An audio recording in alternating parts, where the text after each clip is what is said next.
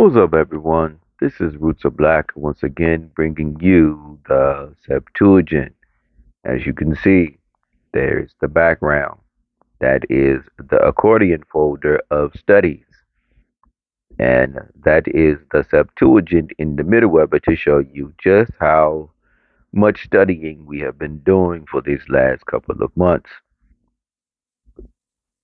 We are now going to bring our study guides to anyone that is willing to listen, which will not be a lot of people. So it really isn't going to hurt my feelings that I'm basically only going to get, probably within all the platforms, maybe 400 people watching videos. Like, excuse me, I'm going to get absolutely nothing on YouTube. Absolutely nothing. They shut up and us probably forever on that one because of telling the truth and things like that. So that's done. Not even if the video goes viral or it gets 1,000 people to watch it on YouTube, I'll be amazed.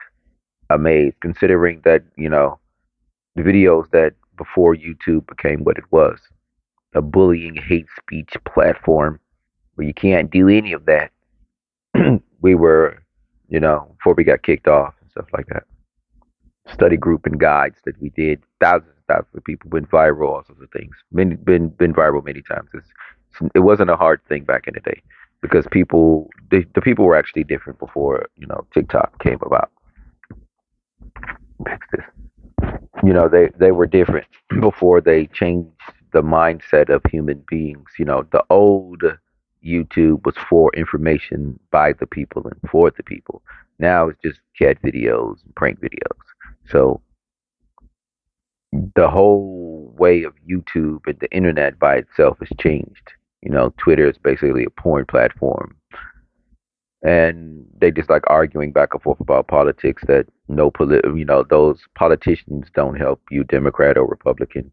It is, yeah, it's an amazing sight to see that YouTube went from clever.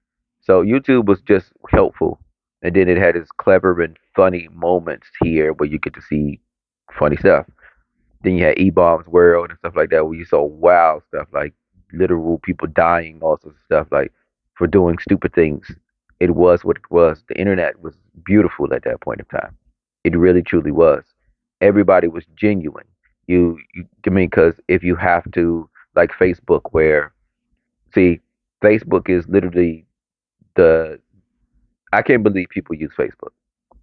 You have to be able to show and identify your real self on to use that platform, which means that no matter what you do, even if you were older, I mean, you were younger, and you said something stupid, because young people do that, that you will be scrutinized for the rest of your existence, excuse me, from saying or doing something.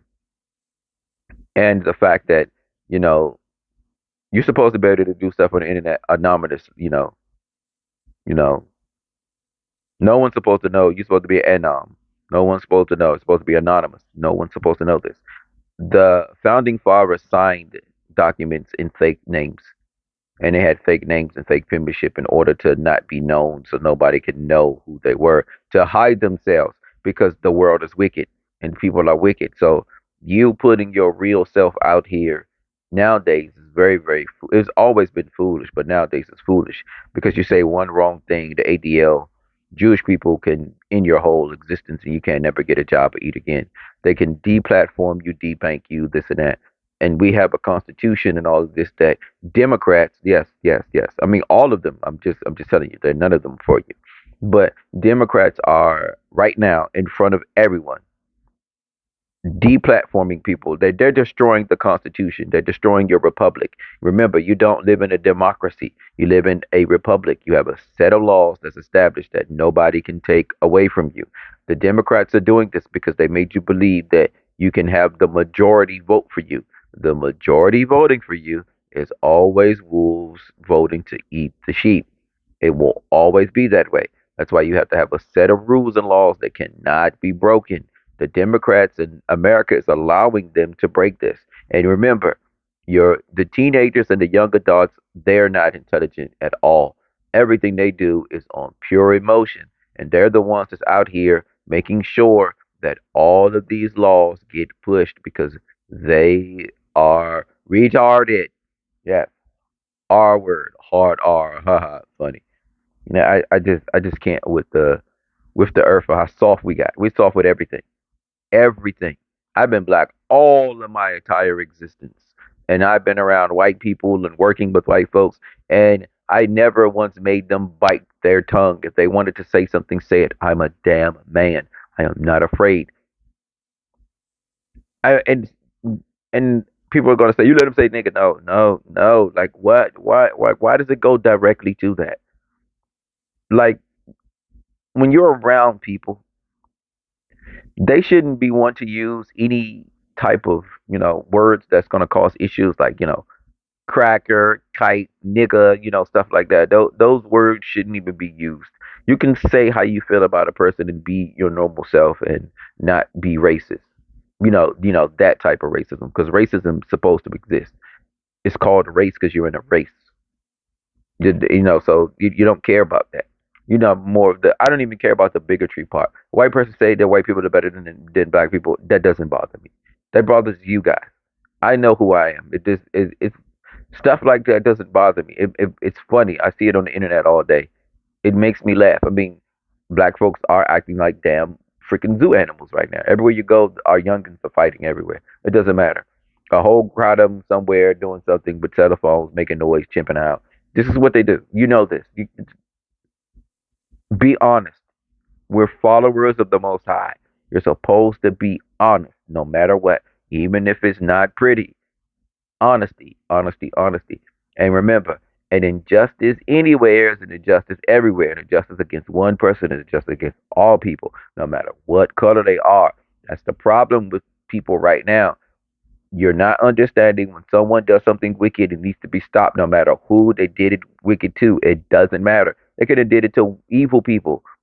It's just going to perpetuate and make it more. Because I'm not saying, okay, so let me break something down to you. If an evil person, wicked person does something wicked and they deserve the death penalty, let them die. I'm not talking about that. I'm talking about the aspect of so those people are wicked. You got an opportunity to grab them. You just bomb them, kill them, torture them, this and that. No, no, no, no, no, no. That's wickedness. You don't do that. You like I say, it's an eye for an eye, no doubt. But you're not supposed to perform wickedness, on top of wickedness. It's just going to make more wickedness. It's not how the world works. So, but yeah, we're gonna get into this video here, and all right, we're gonna go.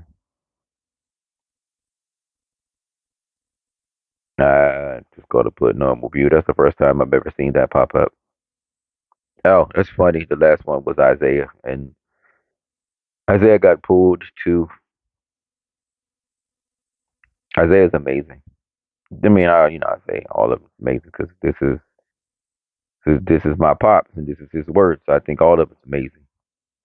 This is my history. This is my family. So I think all of it's amazing. That's not going to change. That's how I feel.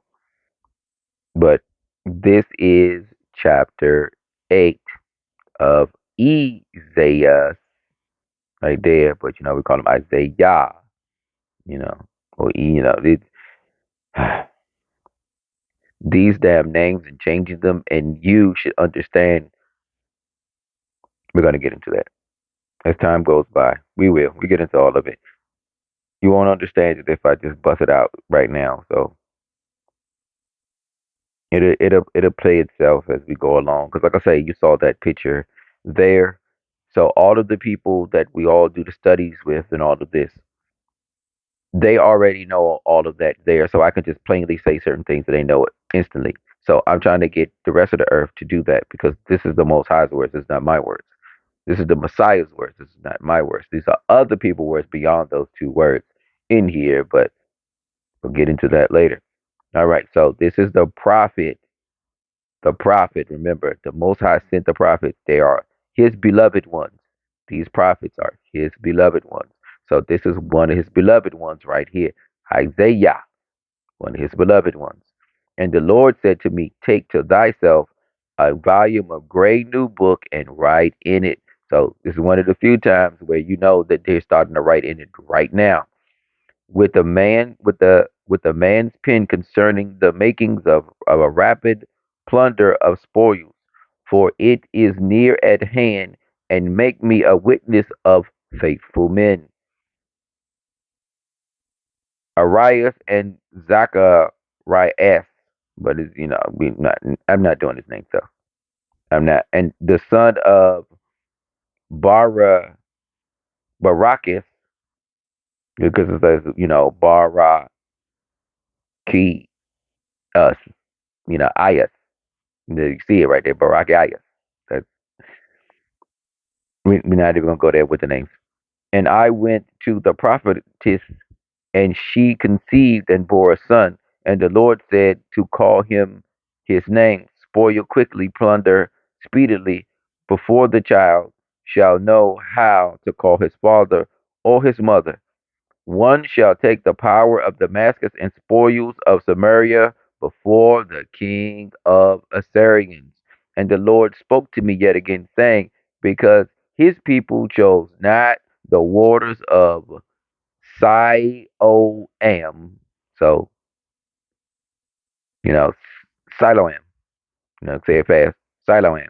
That goes softly, but wills to have Rasim, the son of Romulus. Romulus right there, to be king over you. Therefore, behold, the Lord brings upon you the waters of the river strong and abundant. Even the king of the Assyrians and his glory shall come up over every valley of yours and shall walk over every wall of yours. And he shall take away from Judah every man who shall be able to lift up his head, and everyone able to accomplish anything, and his camp shall feel the breath of thy land, O God, with us. Right. So he's giving prophecy now. Ye, and it says, know ye Gentiles and be conquered. So the Gentiles are going to be conquered. Hearken ye even to the extremity of the earth. These are the people in the earth that need to hearken. Be conquered. Hmm. After ye have strengthened yourselves, for even if you should again strengthen yourself, ye shall be conquered. Wow, that's deep. This is the Most High speaking here. And whatsoever counsel ye shall take, the Lord shall bring it to naught. All right. And whatsoever word ye shall speak, it shall not stand amongst you, for God is with us. Thus says the Lord, with a strong hand they revolt from the course of the way of this people, saying, let them not say it is hard, for whoever this people says is hard, but fear not, yet, ye they fear, neither be dismayed. Sanctify ye the Lord himself, and he shall be thy fear. And if thou shalt trust in him, he shall be for thee a sanctuary. We already read that in some of these other verses here. So, like I say, they all connect. Some of these other chapters, these all connect. You're going to get wisdom and understanding by doing this. And ye shall not come against him as against a stumbling stone, neither as against the falling of a rock. But the house of Jacob are in a snare, and the dwellers in Jerusalem in the pit. Those are two different people. Therefore, many amongst them shall be weak and fall and be crushed, and they shall draw nigh, and men shall be taken securely. They shall, those that seal themselves, that they may not learn the law, be made manifested. So, the ones that won't learn the law, you must do the law. And one shall say, I will wait for God, who has turned away his face from the house of Jacob. and I will trust in him. Okay, so these are the people that they realize that the Most High is not with them anymore. So he's going to turn to them. Behold, I and the children which God has given me, and shall be for a sign and wonders in the house of Israel from the Lord of hosts who dwells in Mount Zion, or Zion, whichever one you want to use. That's what it is. And if they shall say to you, seek those who have in them a divining spirit. I already did a divining spirit thing with Samuel. You already did this. And them that speak out of the earth. Who is speaking out of the earth? This is your wisdom should be growing from reading, listening and reading the videos of the words of the Most High and the Messiah. Your wisdom should be growing. It really, really should. Them that speak vain words, who speak out of their bellies, shall not a nation diligently seek their God? Yes, they do. Why do they speak to the dead concerning the living? They don't know what's going on. So why are they worrying about the dead? This is amazing here. That's why I'm going to cheat for you. Remember the Messiah said, "Let the dead bury the dead." There it is. For he has given the law for a help, not the commandments, the law. You must do the law. Right there, the law for help. That they should not speak accordingly to this word concerning which there are no gifts to be given for it. Like you ask the Lord, ask the Most High. What do you mean by that? And famine shall come surely upon you, and it shall come to pass that when ye shall be hungry, ye shall be grieved, and ye shall speak ill of the princes and your fathers' ordinances. And they shall look up to heaven above, and they shall look to the earth below, and behold, severe distress and darkness, affliction and anguish, and the darkness, so that no one cannot see, and he that is in anguish shall not be distressed, only for a time. Drink this first, act accordingly, O land of Zebulun, land of Nephia, Nephilim, and the rest inhabitant of the seacoast and the land beyond Jordan, Galilee of the Gentiles. So you're about that's why I said to the Gentiles. So you know where the Gentiles are. These are Romans right here. So you know it's telling you where they are. It's telling you that. It's telling you this beyond the Jordan. All these Gentiles are everywhere. They're not the most highest people. That's why we're gonna go over all of this is gonna come to you. As like I say, unless you read on your own, you do this on your own, it's going to come to you on your own. But if you continue with us, then it's going to come to you with us because your understanding is going to grow from this. The Messiah is only speaking his words from the Most High, and all of them match up the Old Testament. So how do you know what he's talking about? Because everything he talks about is back in the Old Testament. Which you call old, but you know it's not old. You call it the Old Testament, but it's not old. It's like this here. Most people don't even know what he meant by instead of the dead bury the dead. This is one of the aspects of understanding what he just said. Let the dead bury the dead. Right there, right in your face. Because the dead cannot do anything to concern with the living because they're dead. So why are you worried about them? They have no idea. They have no idea about the living. Nothing. They have no idea. So why are you concerned? Why are you concerning yourself about the dead? Why are you doing this? Because the divining spirit thing. You already know this with Samuel and Saul and just period. You've seen Cleo on TV. You see these people with divining spirits and what they can do. They're always bringing back the dead for you to consult with them, and they don't know because they're not alive. They don't even know what's going on here. Once you die, you're cut off. You're there. You're done. That's the end of you. That you cease. You cease moving forward.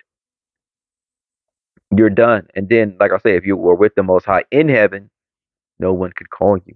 Who can take you out of His hands? No one, Father. No one. Hallelujah. Manna from heaven. I'm not going to get fully deep in this here because I want you to start putting in your word and asking the Most High for discernment for some of this stuff. I can't keep cheating for you all the time. This passage right here has a bunch of gems, so many of them. I told you a few. Put some work in. Hallelujah.